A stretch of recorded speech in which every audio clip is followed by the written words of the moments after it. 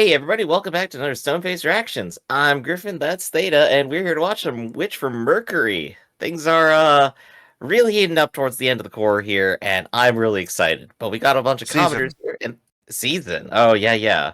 Technically, this is second season. I know there's some sort of weird debate going on online right now, but officially, Bondi announced before this was even out, this is season 2. There you go. Alright, so you got it there officially from the source. But we got some commenters here who are also excited. Let's see what everybody else has to say.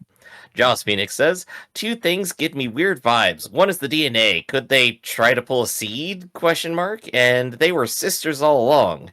And two is the whole Caliburn with no limiters. Wouldn't that be better for Quiet Zero for full power? And Ghoul, I think it was more like what a fool I was about getting between them. Also, that entrance of the Caliburn is shot for shot a copy of Unicorn OVA 7. On that last part, yeah, everyone's been mentioning that and is super hyped for it. It's a shame that we didn't see that first to get hyped too, but I think we're definitely going to see that eventually. Also, we haven't seen, well, I don't know if you've seen, I haven't seen Gundam Seed. Mhm. So, that's also a lost reference, although I do believe many episodes back I was doing the whole, what if they're sisters thing? So, and you were laughing at me, and here's a commenter saying, oh, there's another Gundam that did this sort of thing. What if that? I don't think they're gonna turn out to be sisters. I think that would undermine too much. What if, in one episode, we think Ghoul's getting his legs swept out from under him by the fact that, oh no, now it's just Suletta and Miorine. But what if now Ghoul has sister harem?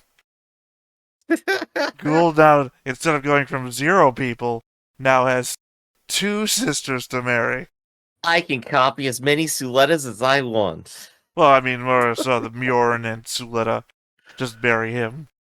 We Yeah, don't but know as what far as the... sorry, as far as pulling a seed though, so I guess it's not really spoilers, but from the beginning they say like, coordinators mess with DNA, advanced humans. They could be going with an advanced humanity thing. It's not a spoiler. It's not a spoiler. It They has to be mentioned a in episode spoiler. 1. It has to be a spoiler because I haven't seen Seed. Anything is a spoiler. Anything said in episode 1 is just knowledge. No. But yeah, Let's no, just say that anything stated in episode 5 is also just knowledge. I have to get there first. but I don't perfectly see a seed unless there's like something else. It's been so long since I've seen that series. I only remember the large strokes at this point. And as for Ghoul just going, "What a fool I am," as for getting between them, that checks out too as an interpretation. I like the scene because it's loaded down with meaning. Yeah, a lot of people are shitting on people like me who say Ghoul through the fight. But you know what? Fuck you. How about this? I stated, here's my thing. The comments that I've seen, I stated my reasons and why it was meaningful to the narrative of everything that Ghoul's been through, that he would have done so. And the comments I typically see are, you're a fucking idiot for thinking Ghoul thought that, and that's it. No response, no debate, no commentary. I gave my reasons. Man up, give me yours. There you go. Calling out all commenters here. But I know we do definitely disagree on it, but you have a completely valid interpretation. That's what I want to say out loud right now on air. You are also correct. Well, I mean, until it's actually here's my pat. Yeah, until they like lay it out in text and like give the whole game away. It's like, yeah, I did it. Here's my pat on your back in return, Griff. Until they say anything, either of us could be right. So, I don't think you're right, but you could be. It's the benefit of being able to interpret art. Mary here, though, their next comment here says, the scene where Suletta and Elin 5 were talking in the park is where Suletta and Elin 4 would have been at the ending of episode 6. Oh gosh, yeah, it is. Oh, now I'm crying too. Love that Suletta and Bjorn finally talk to each other. Contrast of Suletta and Prospera talking to each other, episode 12. Difference is that Prospera was manipulating slash brainwashing Suletta. They even played each other their own opening songs too. Light brown or dark blonde hair girl of the friend group didn't die because she said in episode 16 that her parents were going to pick her up from school after the first attack at school. Oh, so she could be alive, yeah. Well, Uh, she also might not be. A bunch of those people were supposed to leave, and they were still present for the second attack. So, and there was a lot of pan over scenes of people that were dead, like the one where the guy is person is in the cockpit, and they pull over a bunch of concrete, dead body just laying there, and we don't get any confirmation as to who those people were.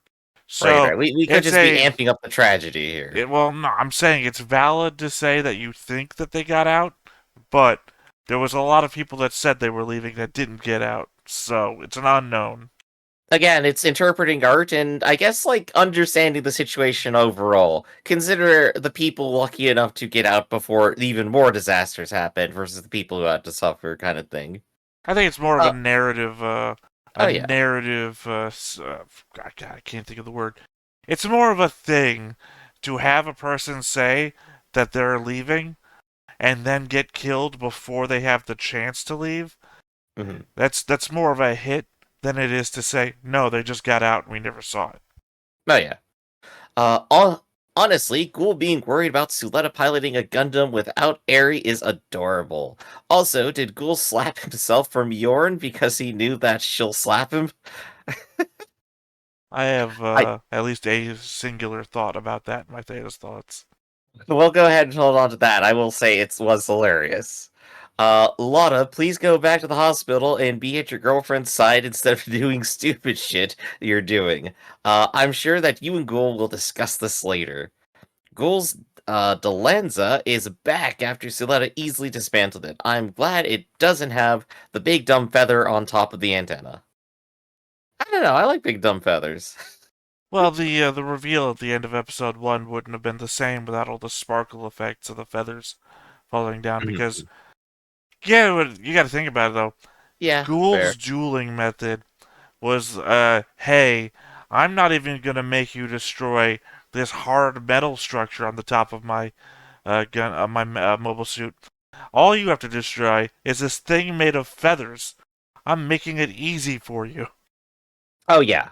I think that was the same thing I was gonna go with too. Like it's a dueling thing. The whole point is to be able to have like a big flashy target to have. Well, he's so like Kenpachi. why would you put that on when you're going to kill someone? He's like Kenpachi with the bells on his hair. He's got this thing to make it easier for you to win.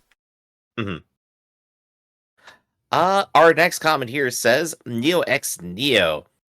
The theme / OST of the Calibarn is the same as Ariel's theme / OST, and that kind of makes it pretty cool because they're pretty much almost the same suit, but just with some differences. Yeah, like not having a person inside. There's another part of a comment that I think I kind of missed for a second. Previous comment, just popping back for a second. Who made it? And that was the whole Caliburn with no limiters would actually be better for Quiet Zero. And the answer is, yeah, I think that was the point. No, I don't. The limiters are on the pilot, not on the suit. So Quiet Zero doesn't really have any limiters because it doesn't really have a pilot per se. It's just a reactor that charges up. Again, the limiters are in place to not kill the pilot immediately. So, it has nothing to do with the reactor system or the Quiet Zero's permit network thing. Two different conceptions. Gotcha. And our last comment here for right now is MDKCDE. I wish I had a way to pronounce that. Medici? What? I guess so.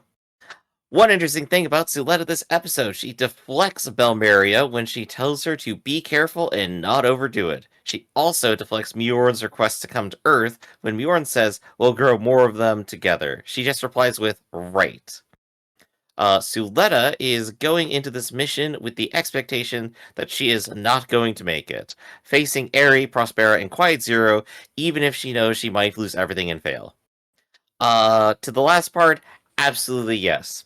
I was rewatching the episode, and every Suletta scene was essentially her restating, I'm going to keep moving forward even if I don't gain anything. She has thrown off the brainwashing and is fully committed to this. It's also the reason why she's deflecting Bearmera and everyone else. She's going, I'm doing it. She doesn't deflect Velmura. She just thanks her for letting her do whatever she wants. Suletta is unearningly polite and going, yeah, I know. It's like, it could kill you. It's like, yeah, whatever. I could just be reading a little bit more into that. I mean, yeah, Suletta's still Suletta at the end of the day. At one point, I have a note in my own Theta's Thoughts section about this. On the other hand, I have previously stated I don't think anyone's going to die. Only because of how the Tempest wraps up. That's fair too, but this is also Gundam. It's not entirely impossible for it to decide to kill someone at the end. Sure. It is more... I guess I would say it's more common that people die in the end of Gundam than not. But I will say nothing, because we might end up watching that show. So there are shows similar to this one where the main characters don't die. Oh, no, yeah, no, there definitely are. But the thing is, like, because they are willing to do it, you can't just say based on past experience whether they are or not. It's gonna be a toss-up. It's gonna be fun. No comment. That's what I think. No, there's no way for me to predict it, at least. I don't want to spoil things for shows we may end up watching. Oh yeah, don't worry about it. I'm excited here and now. But we usually have a section here called Theta Thoughts, but before we have Theta Thoughts, I have one observation to share. Griffin Thoughts, if you would, here. Go ahead and play the theme song. There we go. So, one thing I noticed from the previous episode, when Suletta and Ghoul are about to duel, they do the dedication slightly differently. Instead of talking about, like, the machinery, Ghoul mentions, like, it's not decided by social class, and Suletta says it's not decided by skill. I think it's kind of funny that they do that in the moment, because that has to be, like, slightly improvised, right? But it's part of the agreement. It's part of the agreement. But I think, like, they have, like, this high self-awareness of each other at this point to make that their own dedications. For Ghoul to say, like, my social class doesn't matter in this duel, and Suletta acknowledging that whatever advantages Ghoul has, like, her skill is not literally everything. I mean, it's probably just an agreed-upon statement of dueling that's been come up with, and they just make their own X thing at the end. Like, how some people do with their, like, wedding vows. It's a common statement of things, but sometimes you just change a few things up because you as people are different. Oh, yeah. And in this case, the scenario is different. Yeah, changing it up is good. And, like, we saw that with, like, the goat doesn't determine victory, which is hilarious. But them choosing this as how they're improvising it, I think shows that they do have an understanding with each other. Well, somewhat. I think, again, the moment that Ghoul said social class, it was understood. We're not just going to say the mobile suit dueling stuff here. Although I don't guess it wasn't completely understood, since Suletta still said skill, which is the mobile suit line. And then it goes back to Ghoul saying the other thing. So Ghoul is the only one changing anything up. Maybe fair. Again, now I have the line in the back of my head that Ghoul's going to take this to court later. Oh, you see, I didn't say the actual dueling lines, so it wasn't an actual duel. I said I may do it. I didn't say I would do it. You see?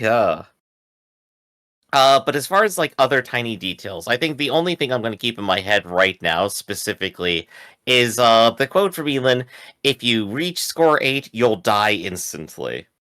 So I'm going to be keeping an eye on that for when it hits 8, and then Suletta goes, "Yes, I can do this."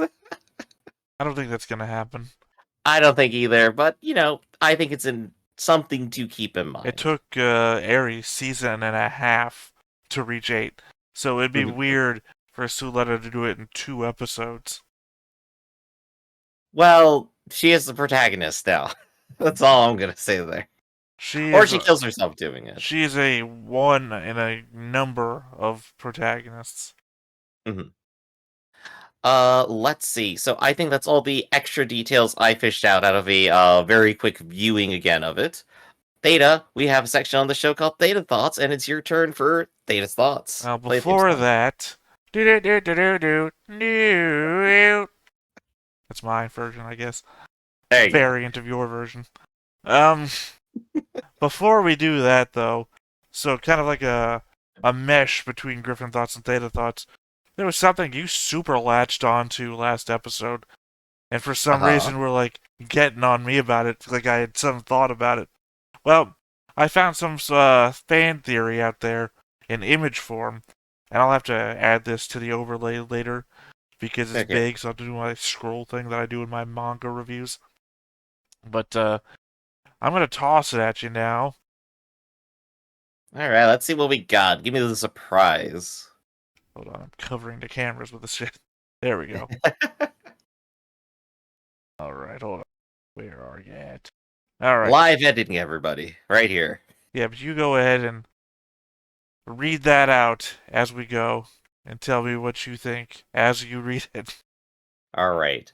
So, just reading from the top here. I'll always be attached to you, Miorine, translated from Japanese by Google. The word inscribed in the genetic code of the tomato to Nuttalet. I will always be attached to you, Miorine. Ordinarily translated, it's the words from my mother, I will always love you. Attached, or attached, there is different meanings of that.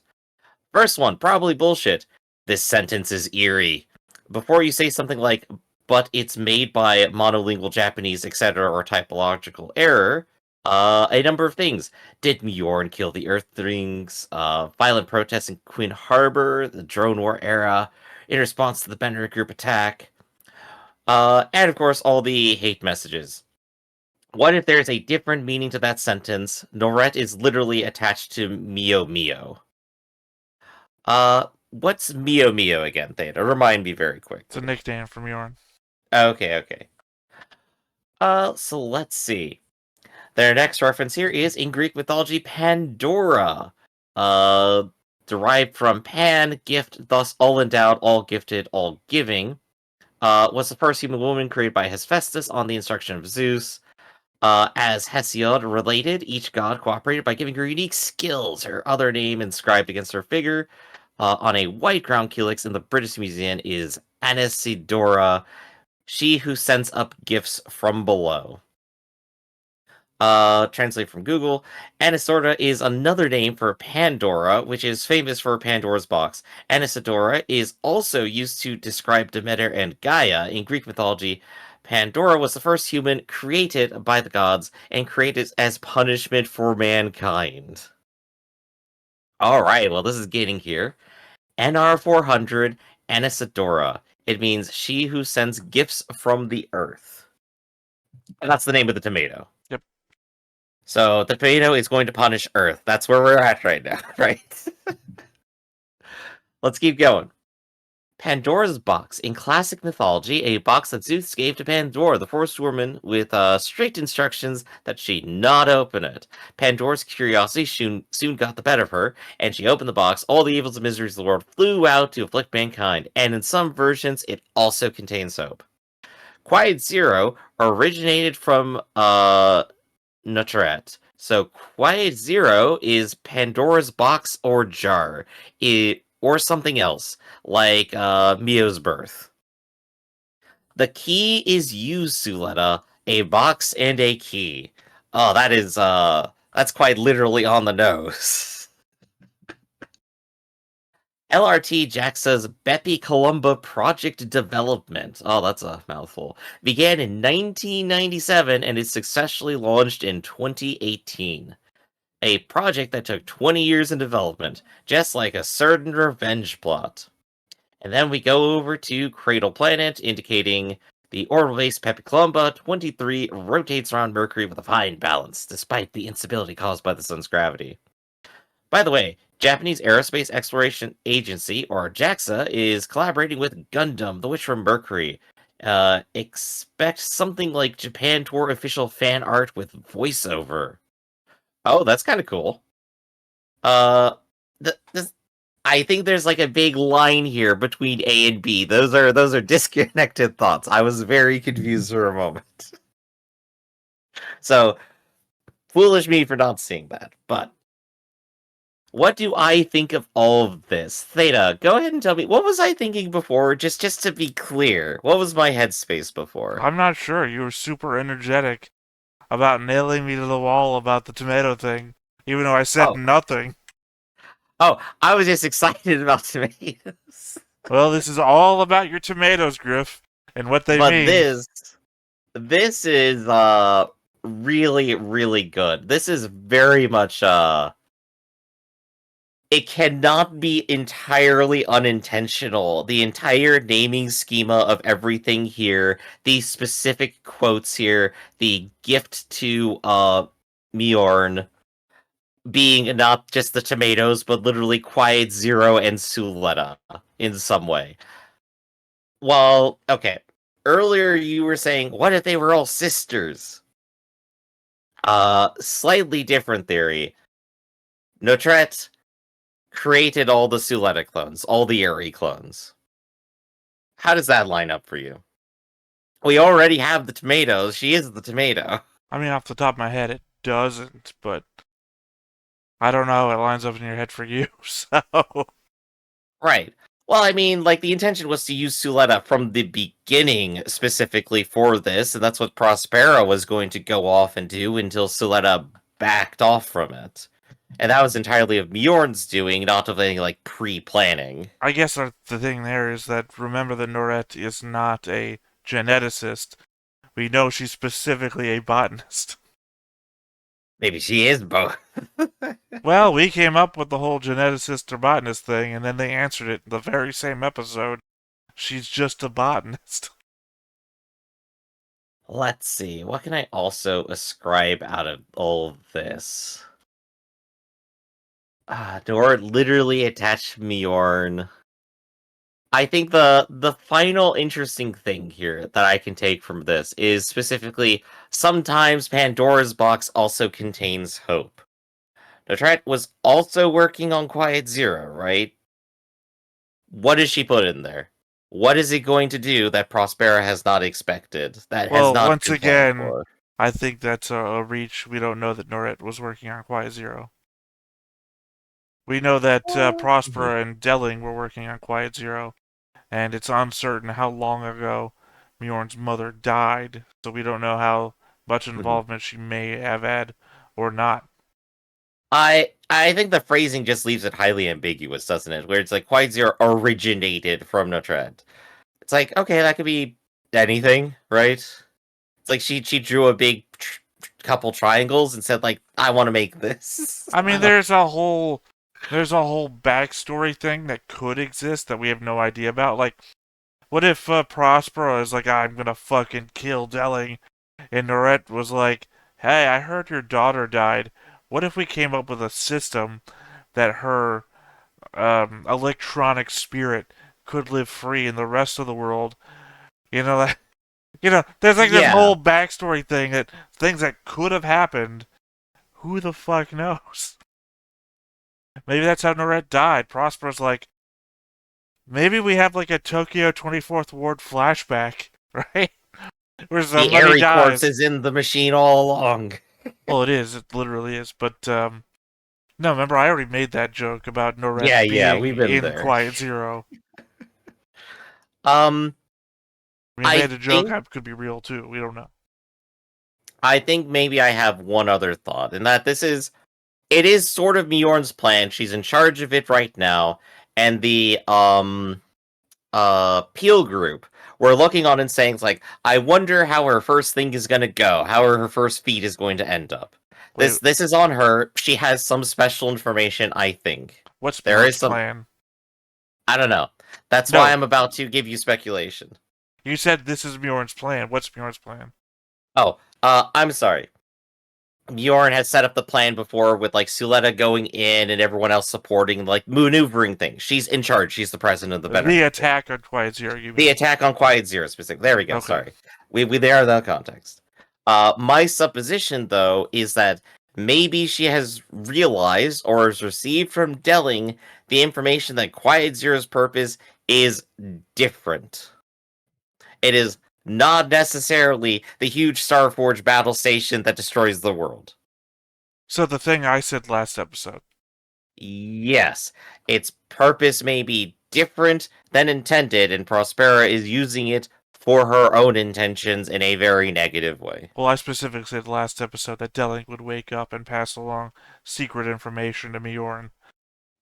So glad you caught up on that one. He did wake up. They did talk, but they just cut the scene right as soon as like he's just like blinking and like smiles a little bit. So no, he doesn't get to say anything on the screen. They said that Delling wasn't really able to talk that much, so he wasn't talking. It wasn't a conversation. Miorine was talking at Delling. Yeah, he could still maybe have passed along something desperately. We could see how that turns out. I mean, I think in the episode think it gives you a lot of support. I think in the episode it was shown that Belmora was the one passing along information, when specifically she says, "I have a couple of codes I think I could try to shut it down." Right. So no, this is some really good research. I really like that. Thanks, Theta. I mean, it wasn't me. That was somebody on Reddit. Let me go ahead and just look at it. Ojiro, thank you. You're doing great. I'm just the middleman here. I saw it, I read it, and I was like, despite what other people on Reddit might say, this is really good. Also, thanks Fillet Knife or Alma314. You're also doing great there.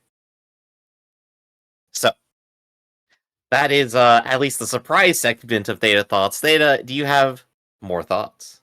Alright, let's see. I wrote these over a week, so who the hell knows what I thought at the time. Just to explain, last episode when we went to Plant Quita and saw Quiet Zero there, and I exclaimed, "Is there another Quiet Zero?" It was due to confusion of not having seen Quiet Zero moving and not understanding what Prospera said before the super emotional Miorine scene. So once we got Miorine in my mind flipped to new track and forgot the old one. So I instantly started thinking they were going to cover all the Lagrange points with multiple Quiet Zeros. Thus, the source of my confusion in that moment. Yeah, I just rewatched a little bit of that too, and I think from context, the sound of it is literally shoving Quiet Zero into Plant Kita or something, is what it felt like. Well, Prospera says, "Let's go to Plant Kita," and I just completely forgot that fact, because the next scene is literally Miorine and Suletta, so it's like, oh, alright. Yeah, a lot happens afterwards. So my mind immediately went, oh, is there a second Quiet Zero? Alright. Alright, someone's done the math based on the visuals. So if you want to start looking at those images with measurements on them, Griff. Let's go ahead and take a look. Let's zoom enhance. We have the first one here measuring the size of a gun node to a section of Quiet Zero. Where is the gun node? It's so small compared to the rest of them. No, the first one is the gun node specifically. They're out of order is what's happening here. Okay, That's yes, why I see the gun node measuring it using triangulation. Good, makes sense. That's good. Alright, and the next one, we see an outer portion of Quiet Zero itself, specifically to the section that was measured against the gun node in that one moment. Yeah. So this says it is 411 meters. No. No? You're skipping ahead, Griff. Am That's I? why I'm trying to interrupt you so you don't give the game away. I'm looking at the white image with the red square. That's our next image. White image with the red square. Well, let's just move on to the next one because it's a very Oh important yeah, one. a couple of zoom pics there. Yeah, I see. Right, and then we have the upright version where we have all of the gun nodes sitting in front of it, where we then can ascribe the size of one gun node versus a cross section of the aforementioned measured area from the last image, which I think might have been the one you were reading from before. Right.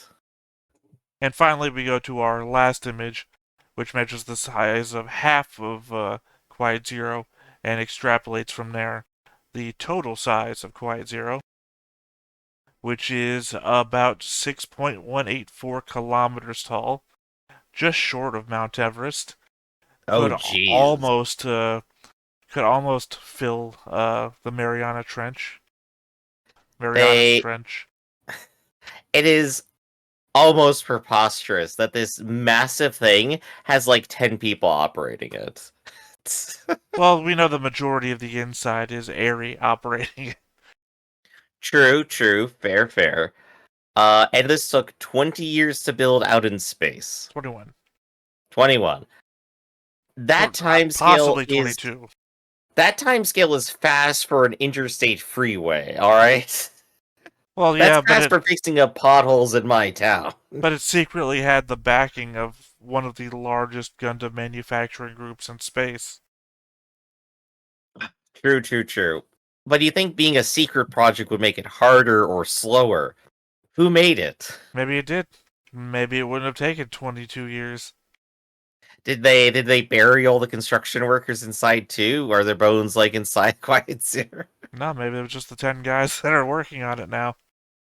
10 guys in 21 years build Everest. But yeah, no, this is definitely proper mega structure here for sure. I think I was looking up something for sci-fi purposes. You've heard of the story like Rama, right? Or Rendezvous with Rama. Yeah, I've read it. Yeah, so the Rama is a large cylindrical spaceship going through space, just so everyone knows.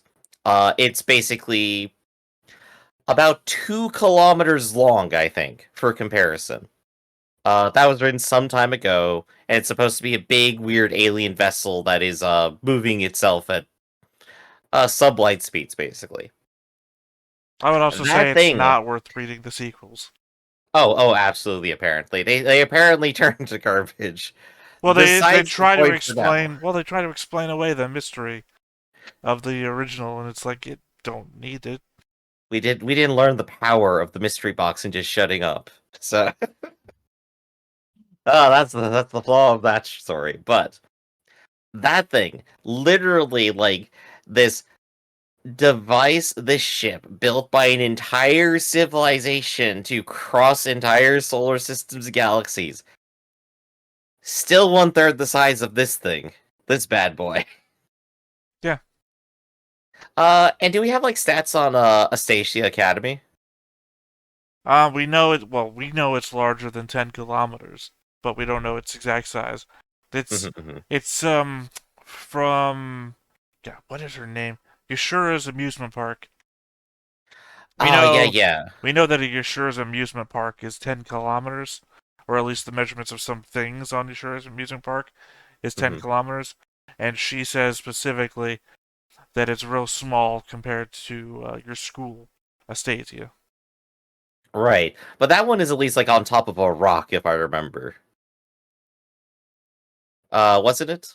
Yes, it's basically what I just said, Griff. Okay. So like that being big, like makes perfect sense in like a way. It's like you just find a very large asteroid and you just strap stuff to it. All the freestanding structures in this are pretty ridiculously big. Then again, Gundam is a pretty big fan of large space habitats, and also Well, crashing them into the Earth. you have to But remember that a number of fronts are made up of multiple asteroids. Like the Benner group is, or I can't remember. It's either no, not the Benner, the Sal base is like 4 asteroids, and the megastructure that is their base is pinned between the 4 of them. So you have the Yeah. size of whatever a normal asteroid is, Hmm. and then whoa, all of them together. Yeah. And that also makes a whole lot of sense too. But I think it's always fun to like step back, take a look at these measurements, and go, "Hold up, these are some honking huge megastructures. These are not the Death Star, which pales in comparison." I think. Yeah, that's actually a fun question. How big is the Death Star cannon? Let's find out real A quick. lot bigger than this. You might Ah, remember that's that the right. I'm Death sorry. I forget. Star. Star Wars is preposterous. Well, you might remember the Death Star's moon-sized. 100 kilometers in diameter. So all the way across. Yeah, small moon. Oh gosh, Star Wars is silly. They have a galaxy to work with. Ah, that's true. That's true. And they just have like their one little solar system. So that's at least the measurement part of this. I'm duly impressed now. What about you, Theta? I just thought it was worth bringing up. Hmm. What's the next thought you got? In the opening of last episode, we saw Quiet Zero and its interlocked army of gun nodes tank 3 fleets worth of beam weaponry from the South fleets, with the comment of enormous Lorentz force detected. I Yeah, did some rudimentary research on the subject, in the end coming to an article on the analysis of active. Sorry, my mind just escaped me there because I was waiting for you to interrupt me. On the analysis of proposed active radiation shielding design concept for spacecraft, published in 2019 as a thesis submitted to the Florida Institute of Technology, wherein it is stated a charged particle encountering a static electric field of the same polarity from different angular trajectories will experience deflection similar to reflection of a beam of light on a mirror. I believe this is what we saw in the opening scene of the episode, given what we do not know the charge or composition of the beams fired, nor the active effects of the many gun nodes positioned around Quiet Zero. I bring this up as you had stated issues with this and wanted to give you a moment to voice them. okay. I think that explanation goes a long way to explaining it. What I normally know the term Lorentz from is from like time dilation, where that's like the Lorentz equation or something, specifically for stuff moving towards light. But I guess like Are you involving sure? other, yeah, I did a lot of looking at us up before I wrote all this down, and the Lorentz field uh, equations are specifically mm, electromagnetism related. It have nothing to do with time equations. gosh, it must be a different thing. Time dilation formula. Let's see what it's actually called, because I swear it was, but it must just be called something I mean, different. there might be another Lorentz thing, but Lorentz field, as was described here, Lorentz Mhm. force, rather, is about electromagnetic fields and their uh, thing about how they affect other polarities of static electricity and whatnot. Yeah, no, I think I just dropped into a different universe. My information is wrong here. That's So why. there we Well, go. that's why I did all this research because I knew nothing about it, and you seemed to like know specifically things about it.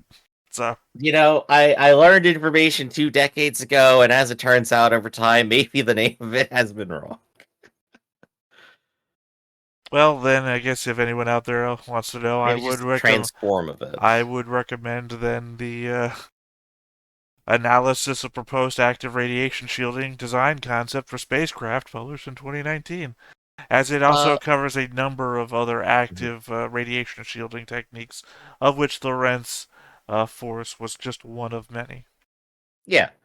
I think there's also something to be said that this is a good, nice explanation for their force shields here because, as the series has stated, they don't want to use bullets in space or anything that could just projectile and go into an orbit around the sun forever. So they're using laser beams. And the laser beams Probably have to have a charge here. Once again, laser beams is our catch-all term for all sorts of beam weaponry. Yes, exactly. Uh, and even if they could change the charge on the fly, which I doubt is the case here, at worst they have two layers of drones and two shields. One of them works, and then the other doesn't. So yeah, no, it makes perfect sense. Like, yeah, no, they know what charge is coming, they put it up, and they're ready. Alright, for right now, I'm going to bring up the image of Quiet Zero from the overlay that happened during one of the scenes on the show. It has a bunch of information about Quiet Zero on it. I don't think I have any specific notes about it. I just wanted to let you see it, see if you had any notes about it. Otherwise, I'm just going to leave it up on the screen for right now so that any viewer listening to us talk can at least look at that until I bring up a different image at some point in the future. Permit index exceeds 200. Permit density times 271. Yep, it was like flashed on screen and then we saw a reverse shot. Anyway. Yeah, this is entirely everything that they've learned so far from their interactions with it. This makes sense. Just after engaging the fleet, we see a window showing off the permit reactor output of Quiet Zero, but on the sides of that display are two sets of bars showing link strength to aerial and to the Gund nodes. Link strength to aerial is currently a little over 4 bars, while the connection to the Gund nodes is a little over 2 bars. I thought that was just worth taking into consideration with all the complex maneuvers the Gund nodes are doing in their various flights, that they're operating at less than half connection to the Quiet Zero than aerial is. Yeah, I'm looking at this and it says like, oh yeah, the velocity of each mobile suit here is predicted to increase by an average of 37%. So yeah, once they pump it up from their 60% deployment level, it'll get better. Well, the one I'm talking about isn't in this image. Yeah. It's in the very beginning of the episode before we go to the opening Hmm. or the splashback to the other characters. This was just when Prospera is looking over someone's shoulder. It's one of the consoles. Hmm. The news article that that got Roji interested in Quiet Zero reads: Massive data storm, large number of gun-type mobile suit MS detected around a mysterious Quiet Zero. Assembly League fleet devastated. Evacuation warnings issued over wide area. Suspicions that mastermind may be Bennett Group insider or Remnant Witch. Oh, now there's a title.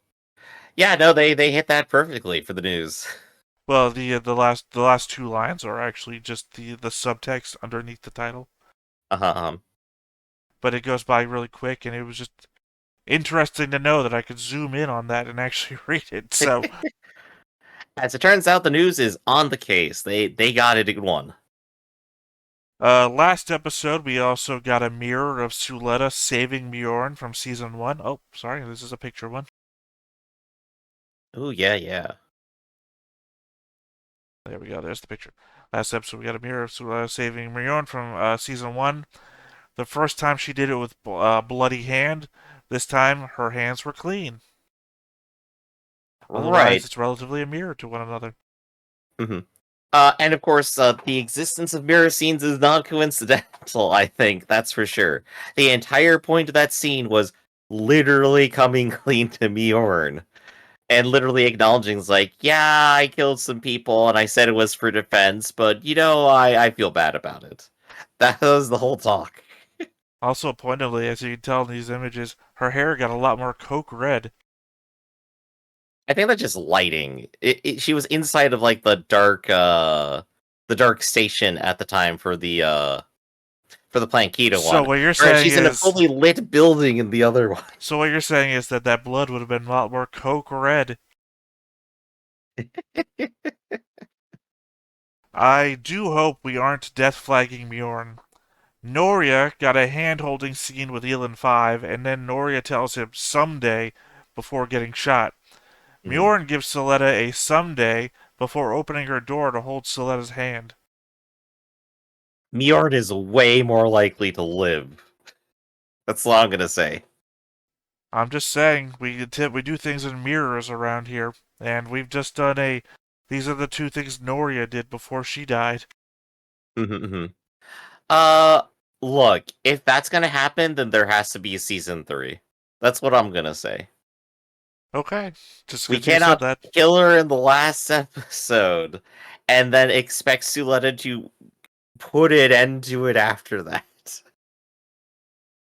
It is mentioned that the Schwartz could be made to override Quiet Zero's data storm, but it would require work to do so. Work we know that hasn't been done. And now Mhm. it's in the area close to Quiet Zero, so possible that it could find itself under Ariel's control. Ooh, yeah, that'll be spooky. When Ghoul questions if Suletta really wants to pilot the Caliburn, given what is known might happen to her, and Miorine gives him a look, the slap he gives himself I took as a callback to his father, because I'm obsessed with him for some reason, who was known to slap him. It's a reminder not to get in his own way, or not to ruin plans for his own desires. I think that's a good read on that, actually. It's cool just going, it's like, hold up, hold up. I know I have objections for this, but we're trying to save the world. Hold on, there's a guy who would do this for me, but I think I killed him. And then the adults in the room go, it's like, hold up, you guys are just students. Let us take responsibility, okay? I don't know if we ever mentioned it, but the Benneret front is in Lagrange 4. Lagrange 4 is the stable orbit point that leads Earth's orbit, meaning Quiet Zero isn't that far from Earth uh, if the battle near the front winds up a loss. Mm-hmm. I don't think in this series we've actually gone too far away from Earth, so that checks out. We have. I think Planck Quieta is in a different Lagrange point, further away from Earth. No, wait, is it the moon? Either way, we've gone to further Lagrange points. Uh, so I don't know if we've gone to one. I can't remember what the Lagrange Hmm. point is. It's the exact opposite of Earth's orbit. But we have gone to at least. Sorry, in my mind, I'm picturing the map as sort of a compass rose because there's Lagrange points north and Yeah. south of the sun in relation to the Earth's orbit. So I can't recall if we've been to those yet or not, but we've been further away from the Earth, if that's what you're saying. Okay, okay. The old museum piece that they were working on, I am pretty sure, is a drone from the previously mentioned Drone Wars of the past. That would check out. I was thinking, like, since we read the short story, or at least the summary of it, that it was one of the testing pods. But then that wouldn't check out with the you know what you're doing around junk stuff. Yeah, because they literally called it a museum piece. Hmm. So we're gonna have even more drone That, warfare. and they also attached it to the what's the one that they're borrowing that they have to pay for if they break? The Demi. The Demi Barding. Uh, so yeah, they're attaching it to that. So I don't think it's a simulator thing. If they're literally putting it on the legs of the Demi Barding. Hmm. Uh, so it does have the fun idea here that Choo Choo could in fact be going to the rescue.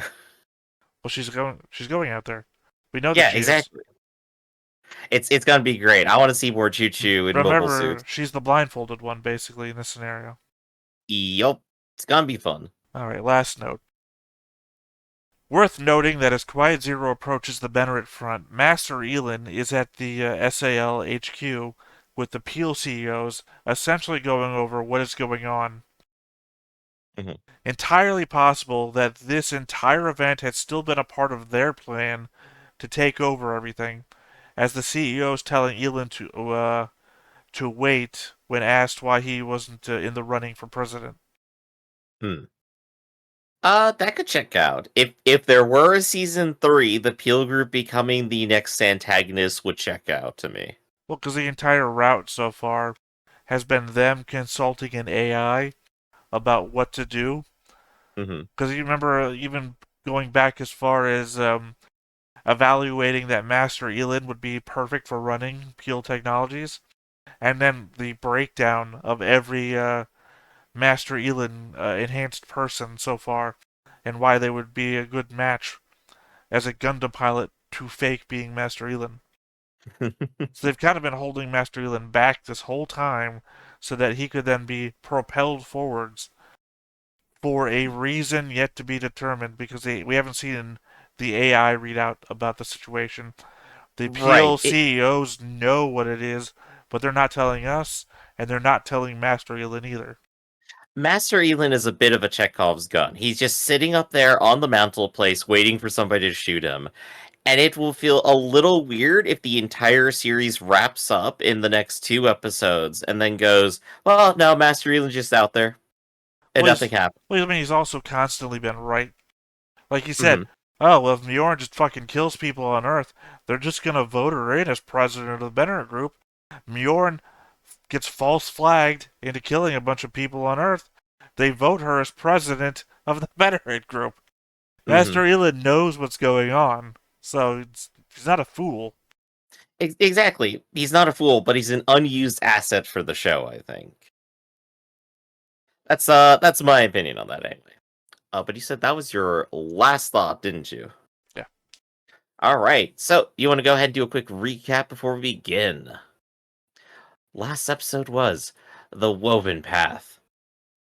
As the Nauru Prospera continues destroying Space Assembly League forces using Quiet Zero, Miorine falls into depression. Earth House, joined by Jet Turk House member Felsi and the Dueling Committee member Ryuji, arrive at the Benner Group headquarters to retrieve the Caliban, and Gould challenges Suletta to a fencing match for the Holder title, which she wins. He then takes her to meet Miorine, and the two have a heart-to-heart, during which Suletta convinces her that they must move forward despite their mistakes, causing her to regain her confidence and promise the newly awakened Delling to protect the group. Or promise to the newly awakened Delling.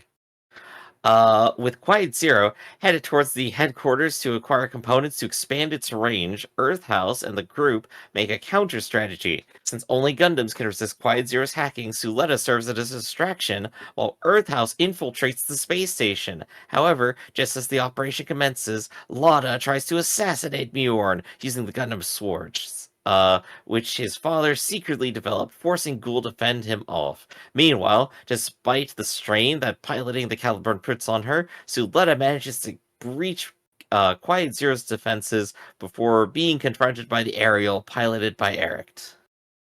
I guess there is something to be said for the fact that Gould now has to fight off his father's machinations one last time. Mm-hmm. And that he developed the Schwartz, and how it's like a hand reaching back from the death. It is funny that Lada's line is, "You're still obsessed with that woman," when the entire point of the Miorine stuff was basically Bim's idea and pointed Gould in that direction to go and duel for it. And Gould has only had a thing for Suletta. Mm-hmm. And I think the whole Miorine thing, it was just, pride, as per the episode's title, Gould's Pride. But yeah, pride, and I think maybe even like resentment, which leads to his own acting out and anger against Miorine in earlier episodes. Well, I mean, he doesn't want it. He doesn't care. If you think about it, Miorine, when Gould was in his "I'm gonna beat a woman with a stick" phase, it was only on Miorine, right? Mm-hmm. When he kind of fell for Suletta, he publicly apologized to her in front of a classroom full of people and never physically threatened to beat her. So I think it kind of shows where his one is a thing I do to look big in front of my friends. The other is and your father. And the other is a thing I do because I'm actually kind of love you, stupid. That sort of thing. I mean, it's still during parts of Gould's tenure on the show where he's not the greatest character, but they were a time. It's his starting point, and he's gotten way better since then. He learned his lessons. It's also kind of shit that we've thrown the Faract off to the side. Oh god. Yeah. I hope something I hope doesn't happen is that at Master Elin, sometime before the last episode, it has to be said, I think we're in the penultimate here. Master Elid gets in the Ferract, flies out, and just fucking dies for no reason. Wait, no, worse. He gets into the frat, flies to Quiet Zero, and he takes control. I mean, I doubt it's gonna happen. Well, like, if you remember, It'd be Master a Elid, weird twist out of nowhere. Master Elid is like ranked D in Gundam piloting, so him jumping it wouldn't into a make sense Gundam there at either. all doesn't make sense. But it's the fact that we've like thrown the Ferract into the garbage, and we haven't played out the Master Elid story yet. Which either means yes, there's another season. We don't know, or that it's just a loose thread and the show doesn't wrap it up, and that's fine because it's not the main point. Or tries to wrap it up in a really stupid way by throwing them both together out to get killed. Ah, gosh, yeah. I don't think I got any additional thoughts. I think I got them all out there. I'm excited for this, and we're literally picking up the microsecond after the last episode. So, Theta, are you ready? Let's do it. All right, but before we get started, be sure to hit that like button, hit that subscribe button, and comment down below to feed that algorithm. On top of all that, if you want to watch more shows like this, unfiltered, uncensored, and uncut, as well as some early access stuff, you can check it out over on the Patreon. It is $5 a month, but no pressure. It's all to support the channel, just a little bit extra.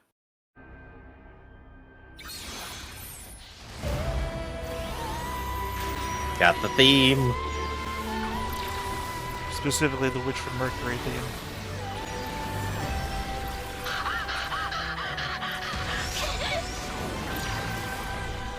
Yeah, that maneuver would kill somebody.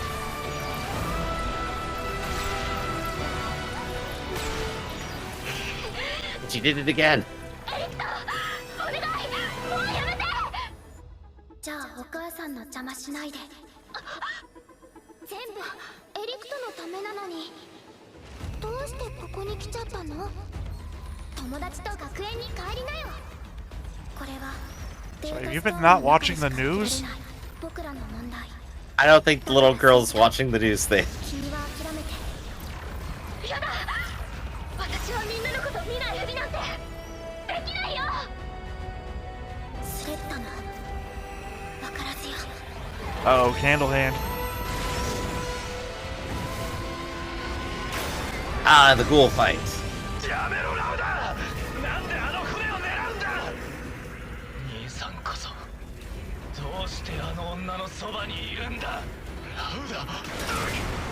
ミオリネがガンダムを持ち出さなければペトラは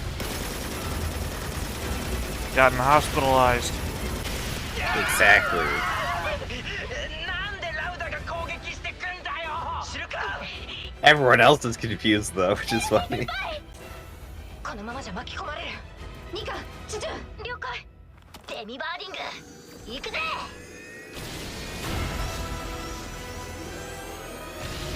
Oh, I guess the scene I was remembering was just the demi-barding standing behind the ball. Yeah. 通信は書き消されるわ。光無線通信に切り替えてね。はい、デミバーディング、パーメットリンクを切断。Oh, she's in there with her. Oh, it's the pair.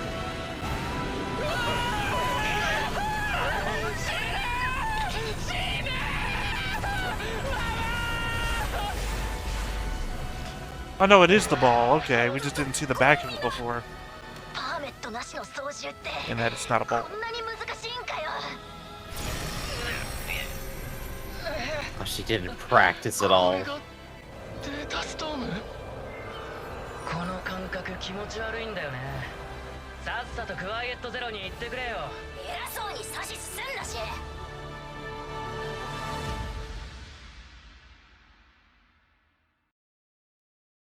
Ah. I always thought this was gonna be an episode with no intro. No, they just held it back. We got our 3 points of action all at once. We got So- the Suletta Aerie fight, the Gulata fight, and of course the infiltration quiets here. It's all gonna come Yeah, I'm together. about to say, is Earth House just infiltrating? Is that what they're doing? They're I- really I- throwing their lives in the hands of just a pilot who's blindfolded. Because otherwise, they got no idea what the fuck's going either. What are they all going to do once they're on there? That's what I want to know. What can they do that a special forces group isn't going to? This 21-year-old project with, like, the lead experts in their field manning it, and these teenagers are gonna take it down from the inside. You know, nothing sounds more teenagerish than that, actually. Yeah, hack the planet. Let's go. I think Felsi's obviously launching out to fight Lotta as well. 100%, yeah. Jeez. How's that gonna go? This Felsi's is in danger new of death. intro stuff, isn't it? I don't recall Yeah, that I shit. think it is. They're putting in the finals.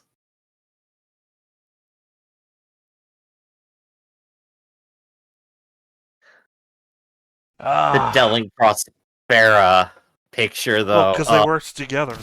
I know.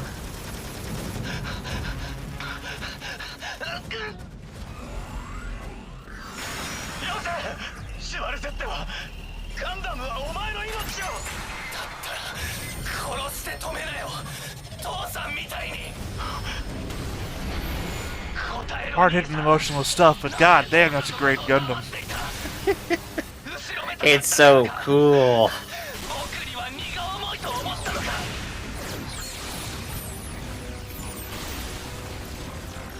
そんなにも僕は頼りないか違う父さんは俺の罪だ俺が全部背負うべきなんだそういうところだよ兄さんだからミオリネにつけ込まれるミオリネをすがる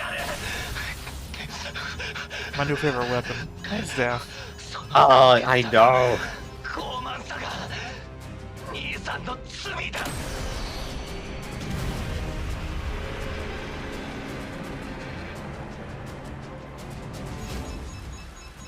Oh, and Sal's here too. Oh, they've been hanging out the whole time, I bet. Yeah, they retreated last episode. 議会連合査察部グストン・パーチェだ作戦本部と話がしたい査察官が出る幕ではない企業統治体制は維持されているデリング連部 Setting up. 我が社は連合憲章に基づく緊急特別総会の開催を要求する特別総会だと全加盟代表を招集し今回の介入行動の是非を再審議したい Oh, this must Yeah, be like part of doing the delay. president. No, it's part of the delay. I think. Yeah, yeah. 感謝します I love that even just that is too much, just because he's still completely injured. 下がってスレッタ僕は君のこと傷つけたくない私だってそうだよなら止めないでお母さんが望んでるのエリーに居場所ってそのためにたくさんのフロントを飲み込むの Feels like you could make your own front with this whole thing built around it. けど邪魔するならお母さんはためらわない Oh, they're deflecting responsibility. お母さんは悪い魔法使いにしたくない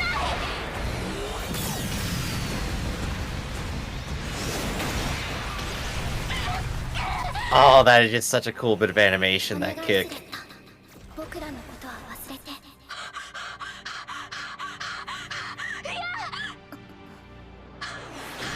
Oh, that's so airy. お母さ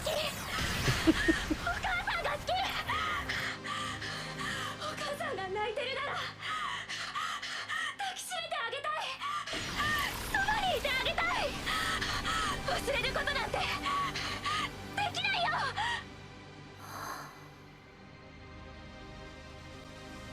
残念だよ Oh, you're gonna make the massive gun?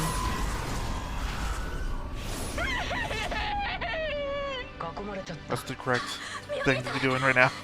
Oh, it's happening. スレッタが分かってくれないなら僕もためらわない Oh, it looked like she was breaking through, but it's still the murder. Well, it feels like she might be breaking through the crossbar.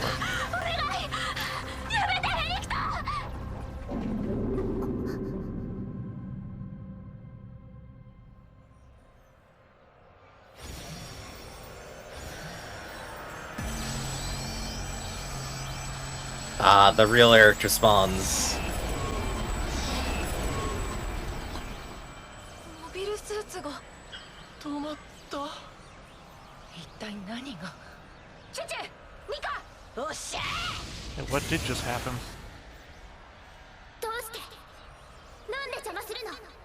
データストームのおかげで願いが叶うのに。原因はデータ干渉が発生しています。データストームの情報密度が低下中。どちらへ。害虫駆除よ。 Belmora.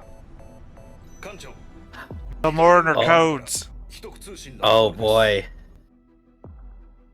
ラグランジュ1が所有する惑星間レーザー送電システム、あれを使用してもらいたい。デリングの要求した特別総会は。そんな要求は受け取っていないよ。送電システムを隠れ蓑に開発している。 You know, the super irony of this is that a book series that I read before had a laser weapon just like this called the Sal. ベネリットどころかラグランジュ4全域に被害を及ぼします。その責任は Was it a Oh, series that's of... not a name drop. 我々が取る。議会連合の失態を受け、ラグランジュ1の自治政府 It was like Solar Assembly Laser or something like that. I have never seen a series in the last hour just decide to pop out so many mega weapons. 弊社からとお約束いただきました。 Okay, I guess there's that loose end. Hey, perfect. We know what side they're on now. Yeah, their own.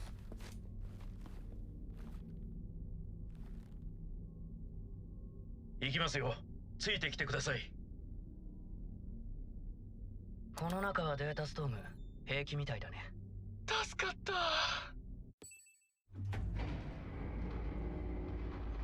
So, which kid is Prospera gonna kill? 訓練は受けたことあるんでしょ。無理です。私には。学生に渡すわけにもいきませんから。 Gosh.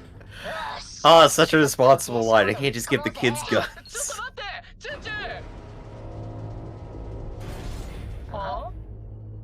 ハロー。侵入者は排除します。 Evil Haru!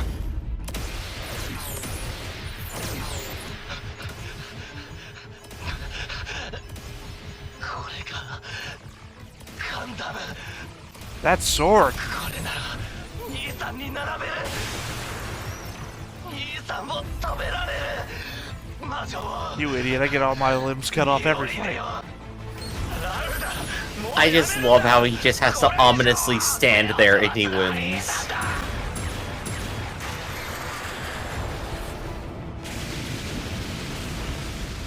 That weapon's illegal. 殺した罪を、ペトラを傷つけた罪を、あの女に償わせないと言うなら。違う、聞けラウダ。僕がゼタークの誇りを守る。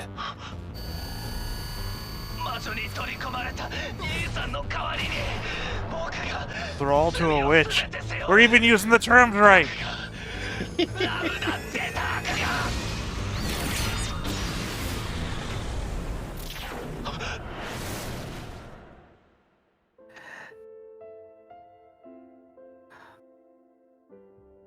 They're doing it to us.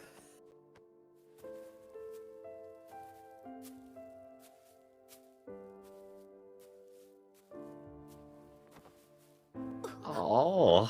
グエルだ。俺に弟がいたなんてすっげえ嬉しい。 They said they've supported each other since the moment they met, so... Logal's adorable. Also proof his hair color is fake. 兄さん。お前の言う通りだ。父さんのこと。みんなが、お前が許してくれなかったらって。兄さん逃げて。俺はもう逃げない。父さんからもお前からも。 Slap. だから This is not what I was expecting, no. もう乗るな。ごめん兄さん。ごめん。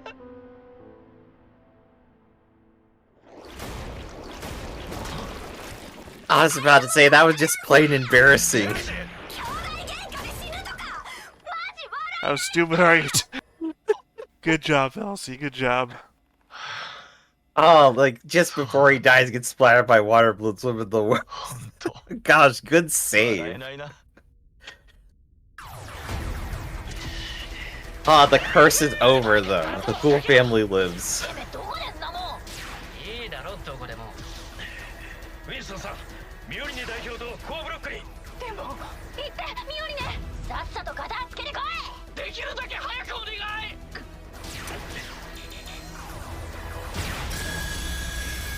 Why is Miorine here? Why is anyone here? Well, Belmore has the codes, possibly. 今度は殺させないよ。 I guess they needed a body. いちいち嫌味だね。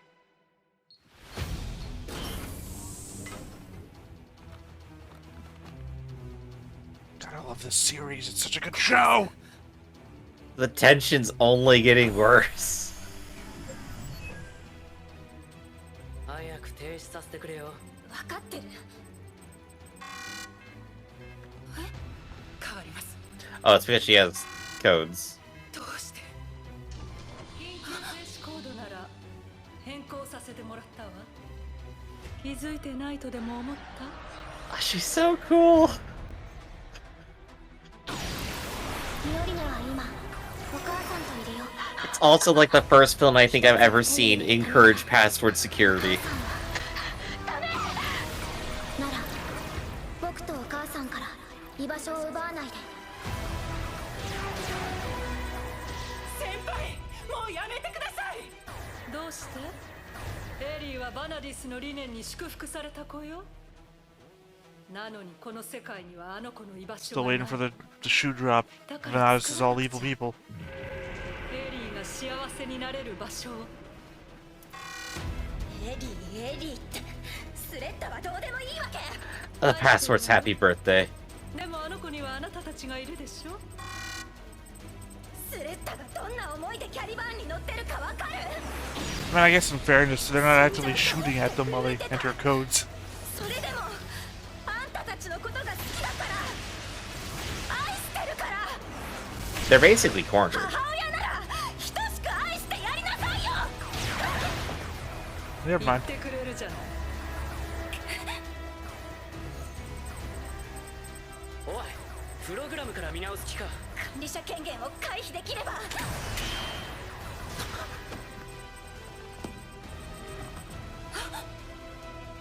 さあ、おとなしくユニットを渡してくれ。これ以上逃げ回っていられない。 Oh, Valmora with the gun.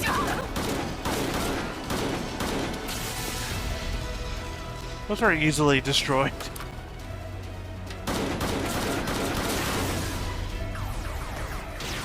早く急げ。うるさい。分かってる。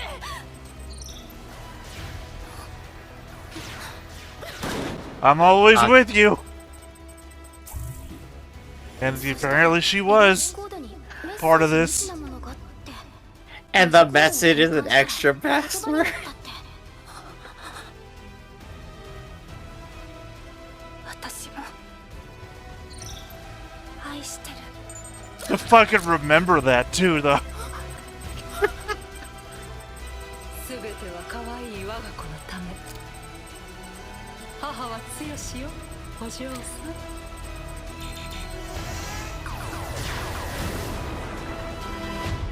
He's got one shot.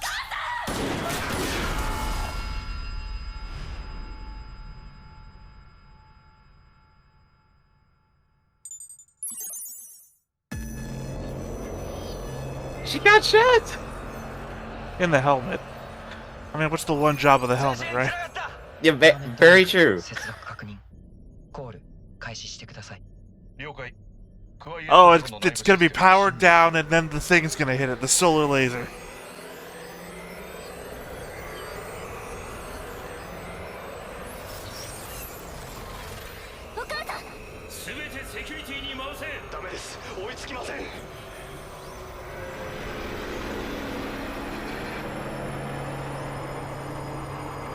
There we go, hack the planet, it's over.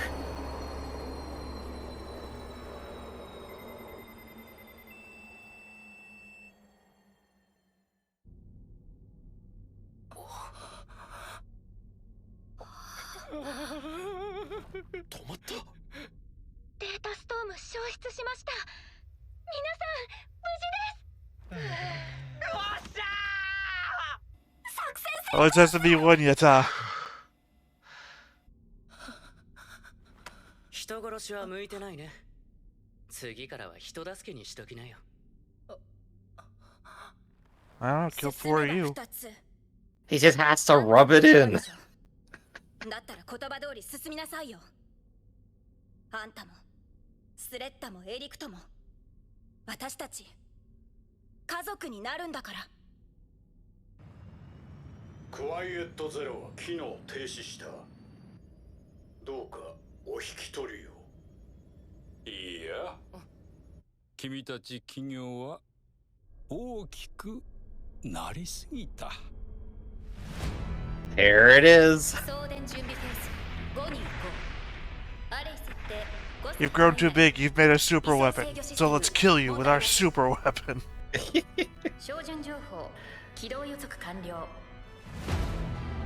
This Earth orbit ain't big enough for the both of us. 惑星間レーザー送電システム大出力照射実験開始します。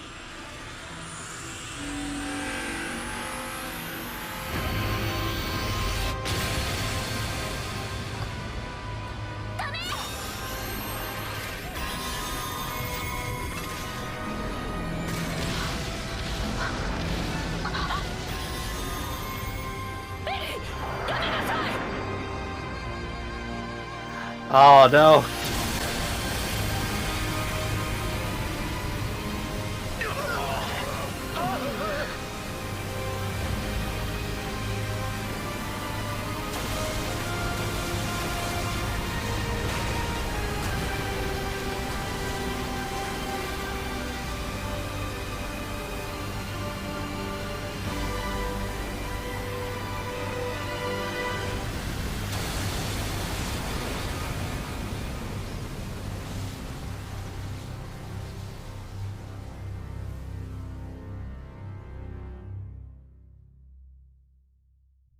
And that was with Quiet Zero powered down. I know. Do they leave us on a more somber note?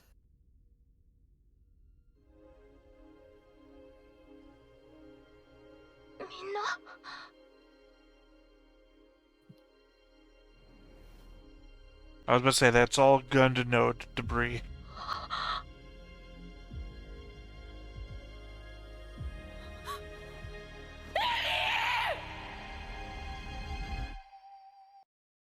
Not dead. My prediction, not dead. Ares still in there. I was about to say, like, they had to kill somebody in this episode, right? Nope. Ares still in there. Like I said, Tempest don't end that way. I mean, technically, it's hard to tell that Ares is a spirit in the Tempest, so... Mm-hmm. Can you kill a spirit? It's really the end of the line there. Also, I'm just saying, though, that's Quiet Zero powered down, able to stop a Death Star laser, basically, so... Yeah, you gotta imagine, how does it feel to be the engineer working on that project? You build your giant laser that's not supposed to be stopped by anything, and some random singular machine stops it. Well, you also gotta figure this was another super weapon created in secret, because nobody knew about it, and they just said this is the test fire of it for the first time, so... Oh, yeah. That's 2 super weapons created in system. No one's knowledge. And this one's just been floating in space where everyone can see it, at the very least. Well, if we needed evidence that the Sal is not great. Here it is, I guess. We got the super weapons, the backstabbing. I mean, it's hard to tell. It's hard to tell they're not being manipulated by Peel Technologies. Mm. Because we have no backstory on that one guy, but we know all about those women and Master Elin. Alright, what's up next? 次回機動戦士ガンダム水星の魔女最終回 Well, I guess that's a name for an episode. Just the finale. Okay, sure. Yeah, also, again, confirmation that that's not Ghoul's natural hair color. I mean, obviously, but at the same time, even when he was being held hostage, it didn't fade or anything. It's really ingrained now, I guess. Maybe in the future you can just get pink hair inserted. I don't know. I really love that too. He's wearing the like a flag of Jet Turk Heavy Machinery as like a torn up cape. Oh gosh, yeah, it's pretty cool. Oh, I love this episode. This was like literally 20 minutes of just straight action and drama. Where nobody died and I didn't complain about it.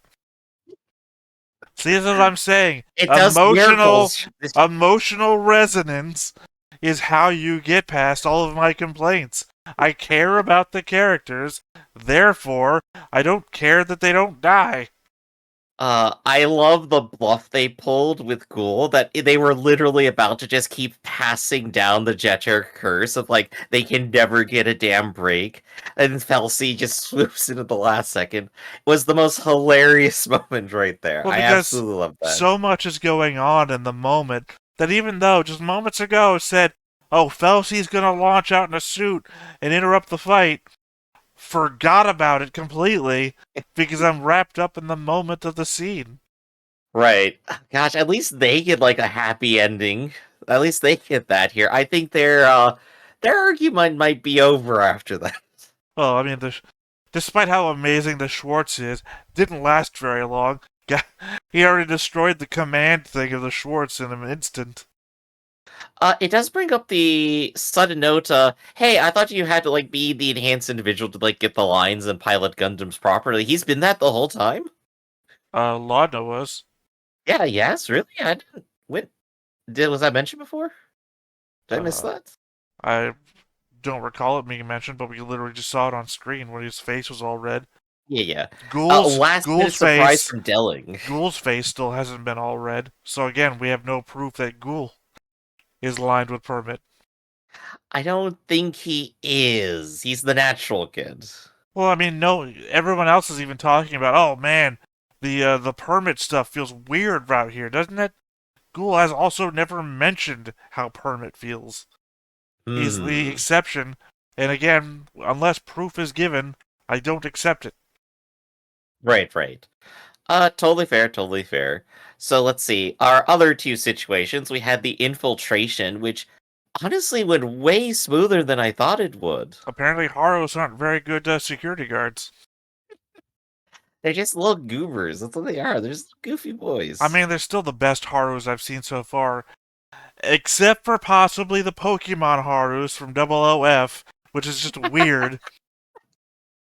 But, oh gosh, you've mentioned that to me off screen, and they're positively ridiculous. I don't know how they thought of that. Yeah, that'll be an upcoming reaction to my series on that. But yeah, I mean, these are the only armed Harus I've seen so far. I haven't seen many Harus in other shows.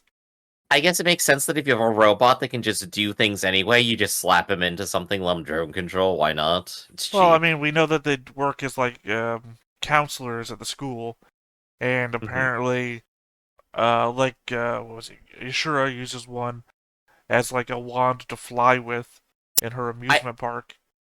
I think it's safe to say Ryuji, the dueling council kid who's very shy, and his Haru, that's an emotional support Haru.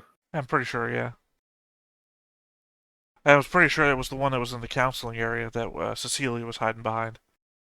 I definitely loved, like, Prospera's menace. Like, literally her just picking up a gun and going, it's like, I'm doing pest control. I'm just like, there's a kid's about to die. One of them needed to get shot. And yet none of them did. Well, because she was busy monologuing. She's like, What are you gonna fucking do? You're never gonna guess the password to this thing. I love that their back and forth of their fight was determined by each other person there, like literally stepping up to the challenge. Balmora literally just like pulling out the gun. And then of course Elend 5 like with his little master play at the end there. All of it was just perfect execution. I'll throw the Even clip for the here head. and I'll just distract the Harus, and with my final shot, Elend 5 aimed right between the eyes and totally would have gotten a kill there if he didn't just throw away the magazine. well, no, for, he didn't shoot her between the eyes, because you see she's holding the side of her head. That's where she got. So he just took a shot still a solid somewhere in the shot. head area. Also, her permit thing is weird because it's like here. It's like a weird marking thing, just like right here. And apparently that's her direct connection to Eri.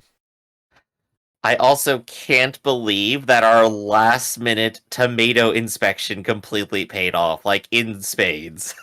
Well, I mean, it's more so that in an instant, Miorine remembers the entire genetic code of her tomatoes.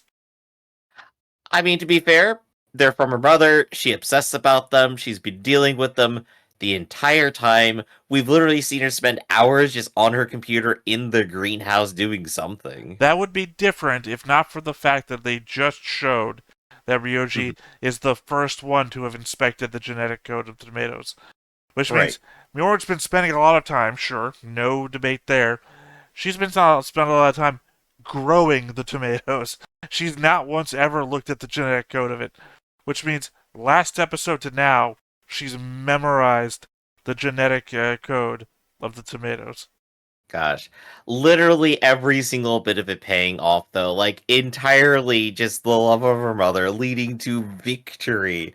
It's just so amazing and like a completely perfect wrap-up for Miorine. No idea what's about to happen to Prospera, though. She just lost her favorite child, as far as she knows. I mean, there's still so much that could be picked up with a new season. Like, now we know that Nurette was doing all this stuff with Quiet Zero. We still don't know how she died. Oh gosh, yeah, we really don't, do we? We had the flashback to Miorine, well, at the funeral. But that's it. Gosh, there's so much. There's still so many things, but we're in the middle of the action with Suletta and Eri reaching absolutely no compromise, but Eri at the very end just defending her family from the outside threat. And that's the only thing that can stop her, a massive space laser. Oh yeah, she says, I don't want to hurt you. She's still... They're all still, like, together. It's just they're being forced to fight because Suletta won't let it go. They're being puppeteered by Prospera to fight each other. Well, no, they're not. Prospera doesn't want Suletta to fight Eri. Prospera wants Suletta to go back to school. But the whole, like, last minute there, that was just like a stab to the heart, though. She's not dead. It's not a stab. Still a stab to the heart. Not a stab to the heart to me, because I don't feel anything for it, because she's not dead. She's not dead. We're gonna get, like, her last words next episode, I swear. You're gonna be right, but she's gonna last for 60 more seconds. At worst, the Coven is gone. Oh yeah, no, they're all destroyed, 100%. We see the wreckage there. No, that's the, we see the wreckage of the Gunda nodes. No, the Gunda nodes. No. You keep saying I keep forgetting they're different things. I keep forgetting they're different. The Gund bits are the little bits that fly around and connect to the aerial. That's where the Coven is. The Gund nodes are just things that Eri controls via the aerial. Right. But yeah, they're all in danger, and it's the last episode, and somebody's gotta die, Theta. Or they don't. Or they don't, and they all live happily ever after, and everyone forgives Prospera for building the Death Star. Well, no, Sal built the Death Star. Oh, right, that's right, I'm sorry. Sal has the Death Star, Prospera has the Starforge. Sorry, big mistake, my bad. Right. Is there anything we can possibly wrap up with? Is there any extra thing that we haven't hit on here? Well, Delling finally pulling out on the distraction play that was said 2 episodes ago. 2 episodes ago, that Sal Inspector said, "I'll do my best to try and distract the Space Assembly League." And now we see him 2 episodes later finally acting on it. Yep, he's doing his best, but they do not care. They want to kill him too, probably. They want to finish the job. Well, it's basically the United Nations said, "Hey, we're going to go destroy you." And he's like, "Yeah, but if you remember Clause 4 of the Space Assembly League Charter, I call an assembly. And I'm only going to tell you and not broadcast this to anybody else." They mentioned they had to use the laser communication and whatnot specifically for all the shenanigans that were happening. So yeah, no, he can broadcast to everyone, I think is the implication they were giving. Cool, pointed at the Earth or something. Pointed at the Earth and go, "Hey everyone, the Space Assembly League is mean, they have a giant laser." I'm just saying there's other places to contact. Point it at the school. Tell the school officials what you're doing so that they can just tell somebody else too. Oh gosh, there's a lot happening there. But I think that wraps up all of our thoughts then, Theta, doesn't it? At least for right now. Sure. Alright, in that case, we're gonna go ahead and end the episode here, everybody. This has been Stoneface Reactions. I'm Griffin, that's Theta, and we will catch you next time. See you around. Hey everybody, thanks for watching another Stoneface Reactions. If you have an idea of another video we could go ahead and watch, go ahead and put it in the comments down below, and we'll add it to the wheel. Be sure to like, comment, and subscribe, and let us know what you thought about this video and what parts you liked. And until then, we'll see you next time. Is this too goofy?